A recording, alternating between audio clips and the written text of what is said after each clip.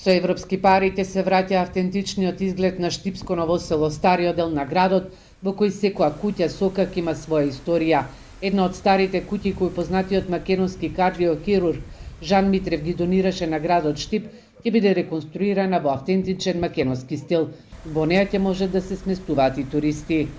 Дополнително ќе бидат реставрирани и неколку други останати куќи за да визуелно се подобри амбиентот во Новосело и да се врати тој автентичен изглед, а сместувачкиот капацитет во бањата Кежовица исто така како што напоменав ќе биде реконструиран целосно и уредување на изворот Лъджи.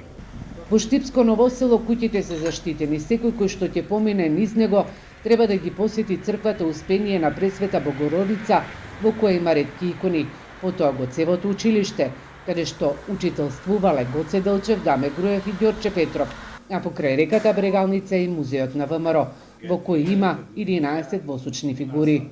Во последните неколку години се направени напори од страна и на локалната самоуправа и на државата да се опременат тој простор преку поплачување на улиците, изградба на некои објекти, а пред се со отворањето на музеот на ВМРО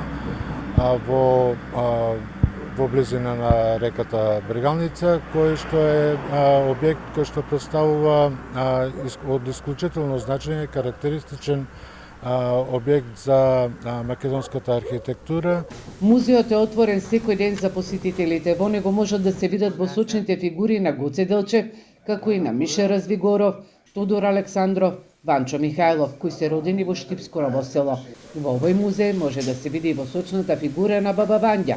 Во поставката се нашла случајно, бидејќи некој ги помешал Штипско со Струмичко Ново село. Подпишани од Панчо Михајлов.